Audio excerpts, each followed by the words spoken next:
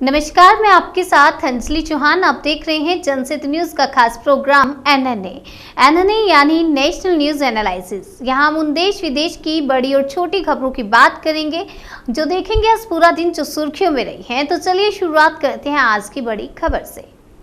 दिल्ली में तीनों नगर निगमों को एक करने का बिल लोकसभा में पेश कर दिया गया है।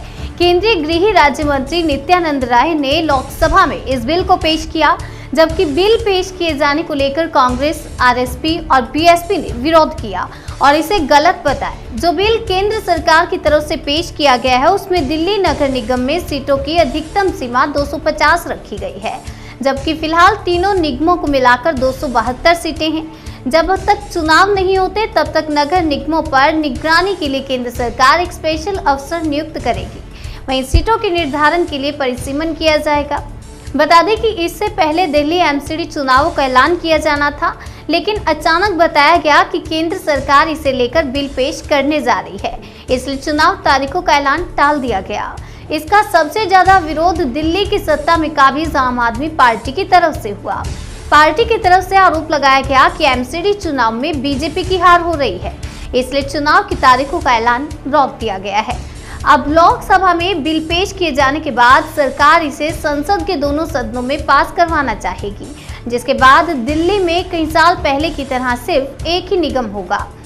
लोकसभा में इस बिल को लेकर हंगामा भी हुआ। कांग्रेस के मनीष तिवारी ने इस बिल को संसद के अधिकार के बाहर बताते हुए बिल को पेश करने का विरोध किया।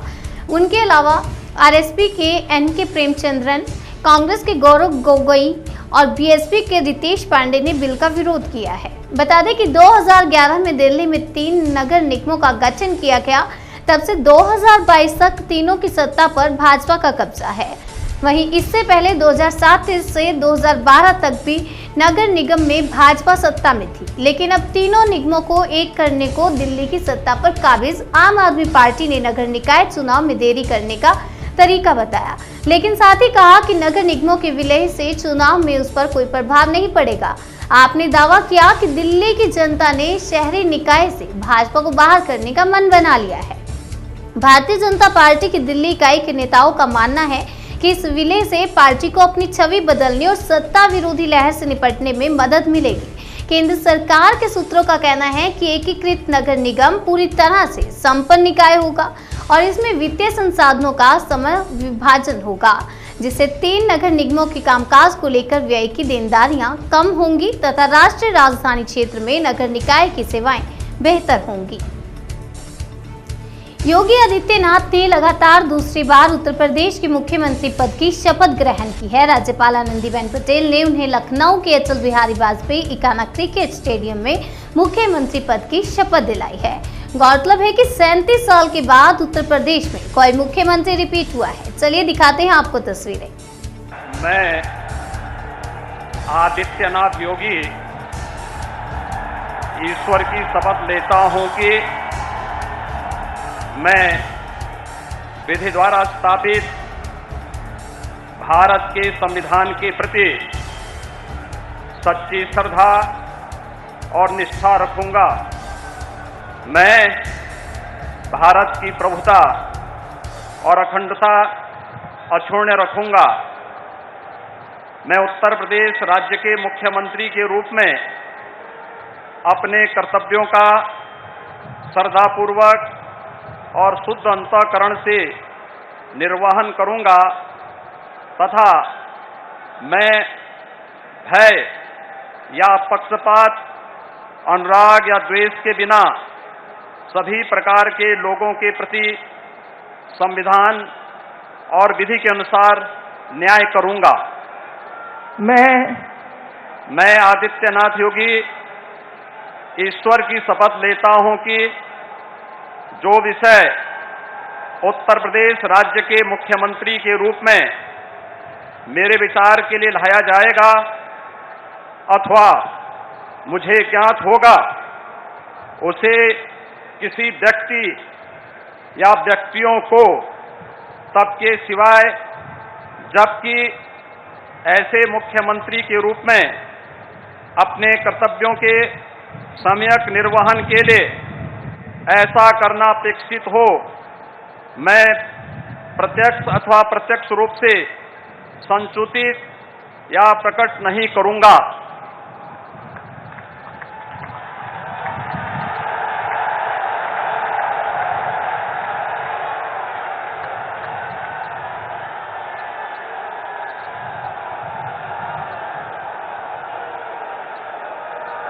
अब कोई जरूरत नहीं है।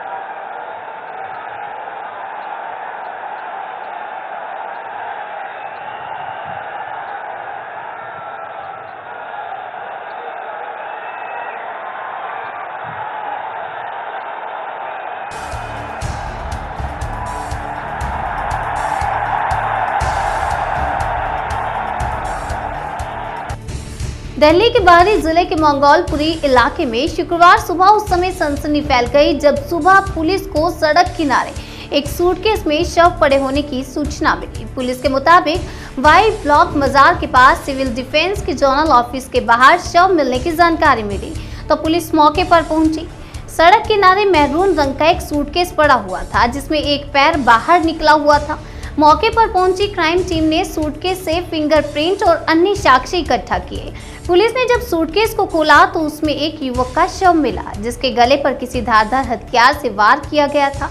जिले के डीसीपी समीर शर्मा ने मौके का जायजा लेने के बाद बताया कि देखने से मृतक की उम्र करीब 20 से 30 साल के बीच लग रही है। उसकी गर्दन पर काफी गहरे घाव हैं और शव खून से लथपथ हालत में मिला है। शव के हाथ पैर भी बंधे हुए हैं। हालांकि अभी तक शव की शिनाख्त नहीं हुई है और जांच की जा रही है। सूटकेस में शव मिलने की खबर इलाके में आग की तरह फैल गई और भीड़ इकट्ठा हो गई। इलाके के लोगों में दहशत का माहौल बन गया। चश्मदीद सिविल डिफेंस वॉलेंटियर ने बताया कि जब वो सुबह ऑफिस आए तो उन्होंने देखा कि मौके पर काफी पुलिस मौजूद है और एक सूटकेस में से किसी व्यक्ति का पैर दिखाई दे रहा है। आशंका जताई जा रही है कि किसी ने हत्या कर शव को ठिकाने लगाने के मकसद से यहां पर फेंक दिया है।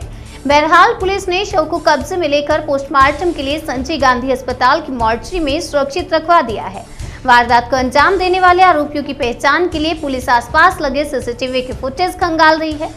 इसके अलावा शव की शिनाख्त करना पुलिस के लिए एक सबसे बड़ी प्राथमिकता है। अब देखना होगा कि पुलिस कब तक इस ब्लाइंड मर्डर की गुत्थी को सुलझा पाती है। एक हमें कॉल आती है कि एक बैग में डेड बॉडी पड़ी है।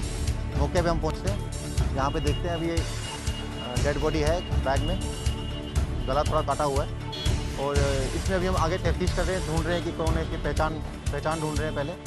उसके बाद पता करेंगे कि क्या माजरा है, किसने इसको मारा है।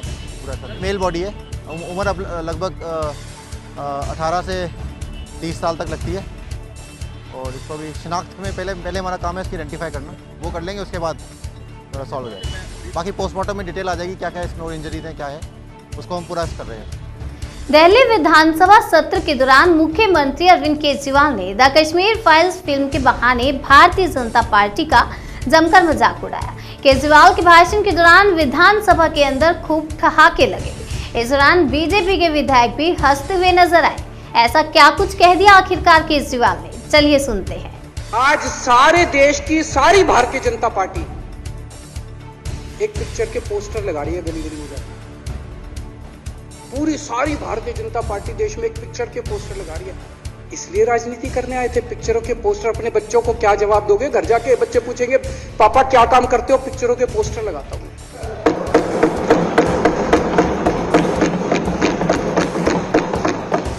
8 साल केंद्र सरकार चलाने के बाद अगर किसी देश के प्रधानमंत्री को विवेक अग्निहोत्री के चरणों में शरण लेनी पड़े तो इसका मतलब उस प्रधानमंत्री ने 8 साल में कोई काम नहीं किया। 8 साल खराब कर दिए। बताओ, विवेक अग्निहोत्री के चरणों में उनको शरण लेनी पड़ रही है, बचा लो बचा लो बचा लो। अगर किसी प्रधानमंत्री को कह रहे हैं कश्मीर फाइल्स टैक्स फ्री करो, अरे यूट्यूब पे डाल दो, फ्री हो जाएगी। टैक्स फ्री क्यों करा रहे हो?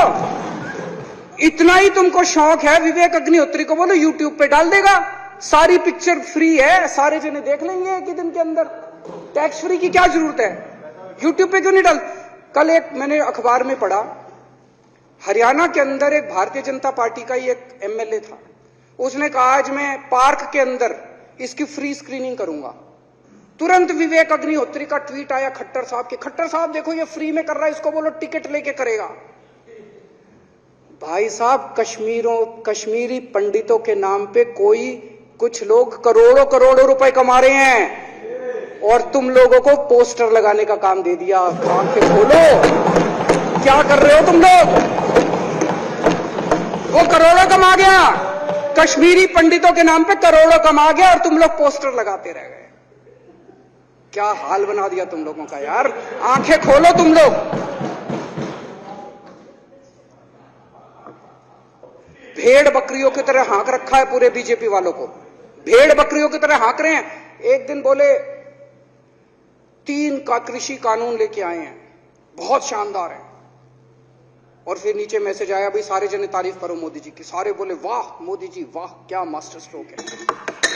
और मेरे को याद है इसी सदन के अंदर इन लोगों ने उन 3 कानूनों की खूब तारीफ की थी, बोले क्या मास्टर स्ट्रोक है और क्या शानदार कानून लेके आए।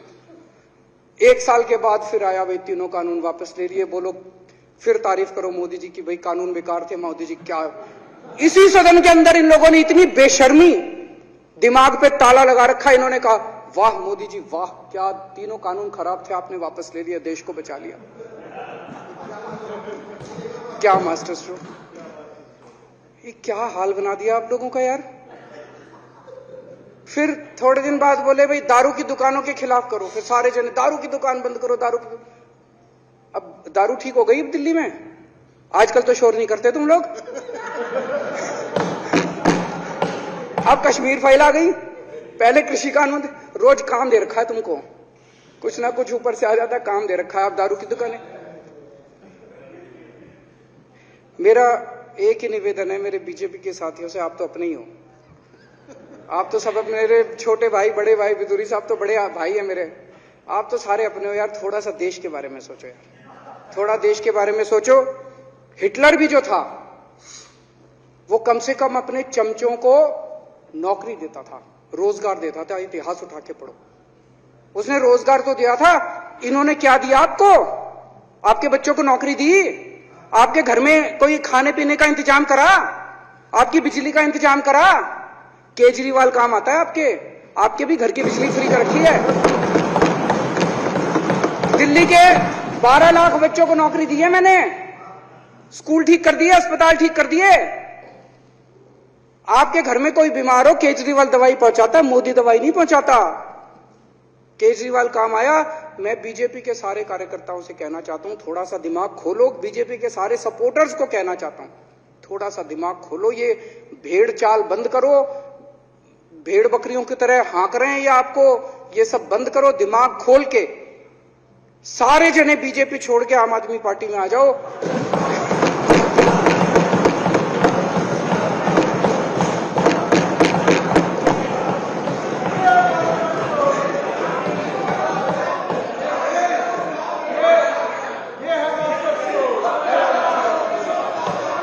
आइए बढ़ते हैं अगली खबर की ओर। द कश्मीर फाइल्स के निर्देशक विवेक अग्निहोत्री ने भोपाल में मध्य प्रदेश के मुख्यमंत्री शिवराज सिंह चौहान से मुलाकात की। इस दौरान शिवराज सिंह चौहान ने कश्मीरी पंडितों के मुद्दे पर बनाई इस फिल्म के लिए विवेक अग्निहोत्री को बधाई दी। साथ ही मुख्यमंत्री ने जनता से द कश्मीर फाइल्स फिल्म देखने की अपील की है। इस मुलाकात के दौरान मध्य प्रदेश में जेनोसाइड म्यूजियम को लेकर दोनों के बीच बात भी बन गई। विचार किया है जेनोसाइड म्यूजियम का। विवेक जी, आप